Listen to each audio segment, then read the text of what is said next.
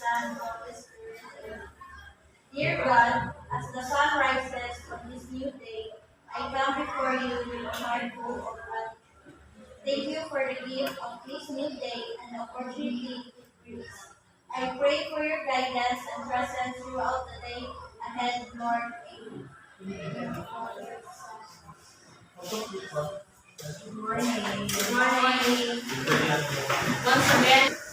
Once again, good morning. My name is Angelica Galion, and I'm the first reporter of this morning. So, financial feasibility. The purpose of a financial feasibility study is to determine and evaluate the business concept, ability to generate sufficient income to pay debt, and reinvest in the business. The financial plan should identify any performance bands included in the project instructions. Objectives: to determine if a project or business venture is financially viable or sustainable over the long term. This aim is to determine the financial resources required to make the project successful and to analyze the potential financial risks and challenges that may arise during the implementation process. Total capital requirements. First is debt financing.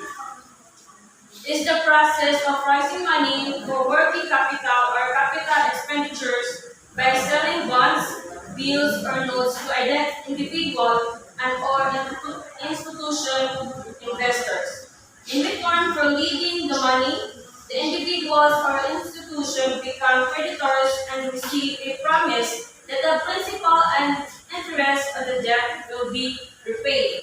The next one is quality financing. Is the process of raising money for company activities by selling common or preferred stock to individual or institutional vendors. The third one is quality financing in cooperative environment. Equity capital is created by selling membership and special investment shares in the cooperative. The cooperative may also plan to issue investment shares to non-members. Types of credit. There are two types of credit, which is consumer credit.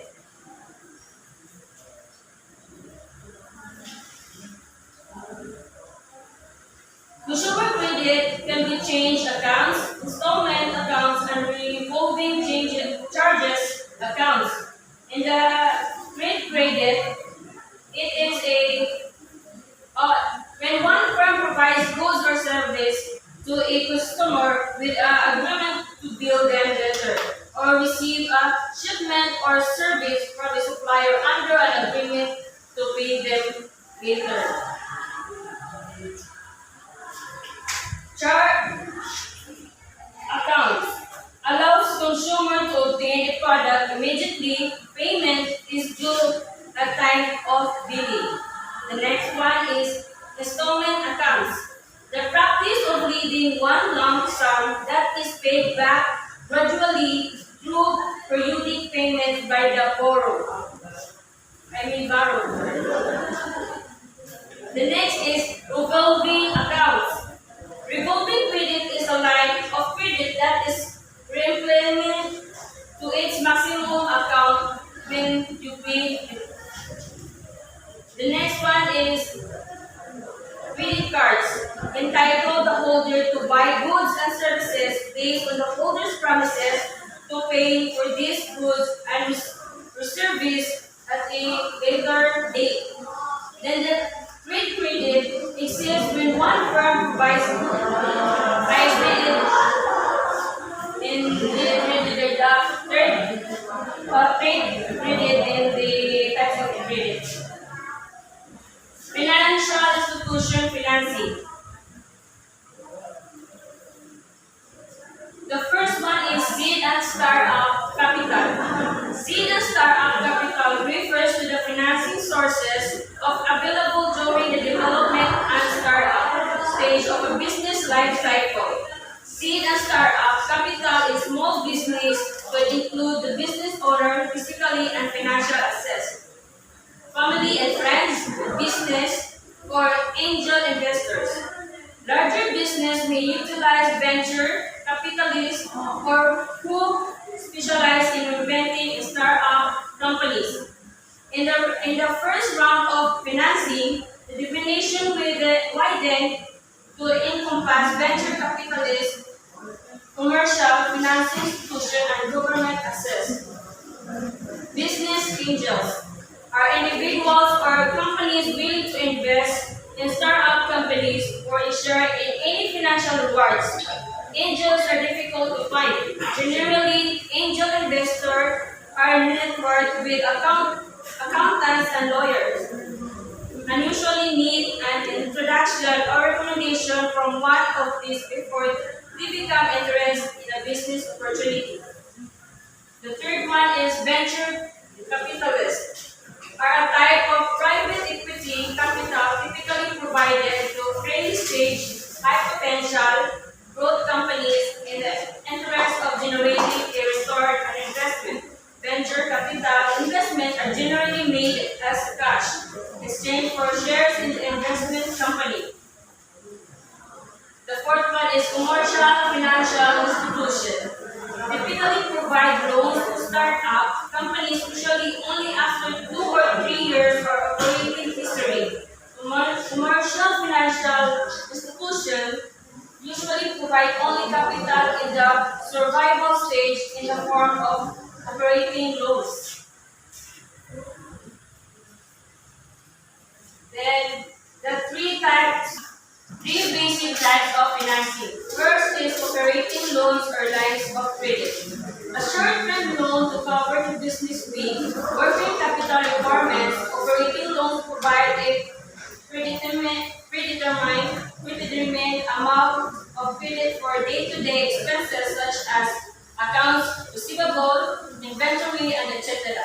An operating loan is intended to supplement the business-owned worker capital.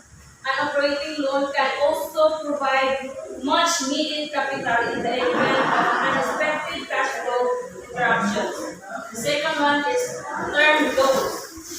Typically, term loans are for fixed assets such as machinery, vehicles, and commercial buildings. They usually have to be paid in 2 to 10 years, which is related the lifespan of the assets being financed. The third one is mortgage. Are loans made using real estate as collect to ensure repayment. A commercial mortgage is similar to a residential that is respect the collateral is a commercial building or other business to stay in that residential property. Moving on to evaluating financing options. Interest rates. Interest rates is the price you pay to borrow money, whether that is a student loan, a credit card. When you borrow money, you generally must pay back the original account you borrowed, plus a certain percentage of the loan amount as interest. Transaction fees of loan and deposits. It refers to the expenses insured when buying or selling financial assets, such as brokerage fees and commissions. The third one is payment terms. It's an accounting term for the settlement of a debt or installment loan in advance of its official due date. A prepayment may be the settlement of a bill, an operating expenses, or a non-operating expenses that close an account before its due date. Feasibility and payment terms will be reported to diligent.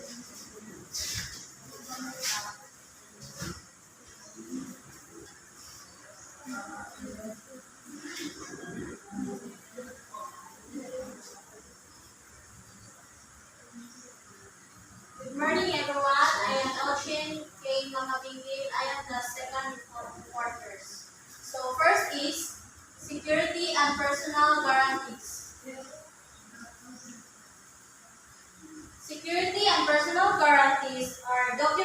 giving a lender security interest in asset or property pledged as a collateral. The security agreement may cover liens in intangible property such as accounts receivable for which the lender holds the collateral. For example, stock certificates until the loan is fully paid in some loans. The security agreement is also the financing statement filed with a public records office if it has the signature of both borrower and lender. So security agreements such as example of a document that provides a lender security interest in specified asset of property that is pledged or collateral. Security agreements often contain governance that outline provision for the advancement of funds, a repayment schedule, or insurance requirements. Second is quality of all overall services provided by the institution. And the third is expected processing time, and thus the financial institution have knowledge of the industry being financed.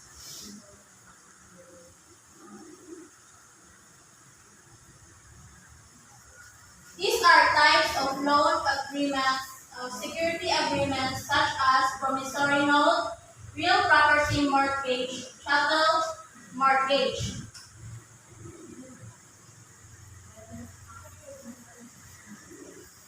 First is promissory note. A promissory note is might be for a lump sum repayment or a certain date. For example, you lend your friend and he agrees to repay your the full amount in due on the date and there is no payment schedule involved. Second is real property mortgage. The term real estate or real property means the land plus anything growing on it, attached to it or erected on it, including man-made objects such as buildings, structures, roads, sewers, and fences, but including anything that may be removed from the land without entry to the land. Third is chattel mortgage. Chattel mortgage are one of the most common types of secured transaction, in which the type of property used to secure the loan is considered as movable property or chattel.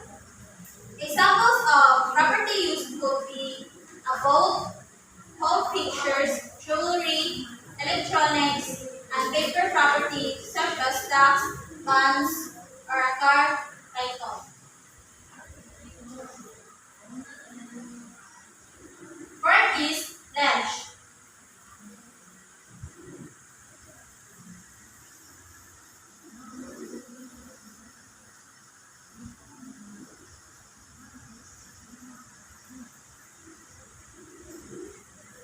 Pledge is an agreement similar to the chattel mortgage, except in that position is transferred to the lender, but title remains with the borrower. Example, your stocks and bonds held by the bank. Next is floating charge.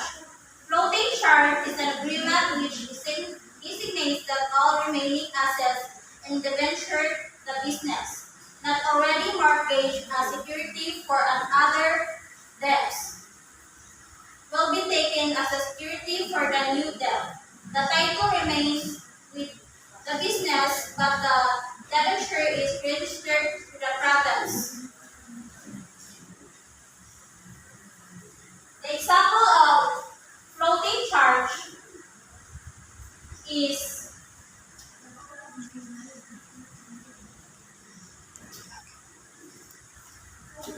is including stock, inventory, trade, and debtors, and so on. For lenders, fixed charges are preferable to floating charge because the value of the security isn't likely to change. Next is personal guarantee. Personal guarantee. It says that business owners will agree that if the limited company is unable to repay the loan, the business owners will do so personally.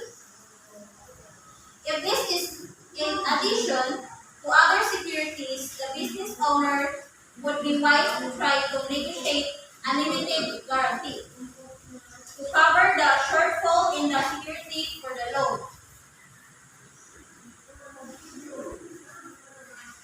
Next is determine the startup financial requirements. First is one-time expenses. One-time expenses are the expenses that must be made before the start of the business. The expenses include both capital expenditure and soft expenses. Capital expenditure can include the purchase of signage, fixtures, and equipment. Beginning inventory or office supplies, soft expenses are such items as prepared utility, bills and deposits, advertising and promotion that must be paid prior to the opening of the business.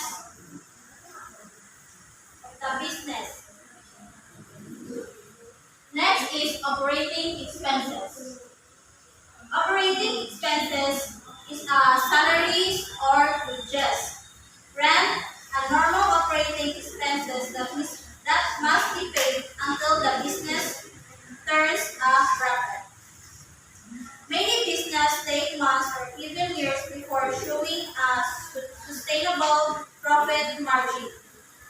The cash flow projections will provide a guide as to when the business will generate sufficient operating income to routinely pay operating expenses, but as a rule, as of a small business should have sufficient funds to cover a minimum of 3 months operating expenses, and a larger business should have funds available to cover operating expenses for almost 1 year.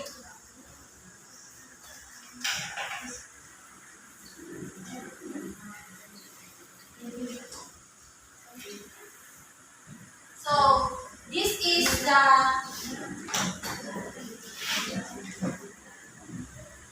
this is the summary of our report. Financial feasibility refers to the assessment of whether a project, venture, or investment is viable from a financial standpoint. It involves evaluating the potential profitability, cash flows, and return on investment of the endeavor. And that would be all.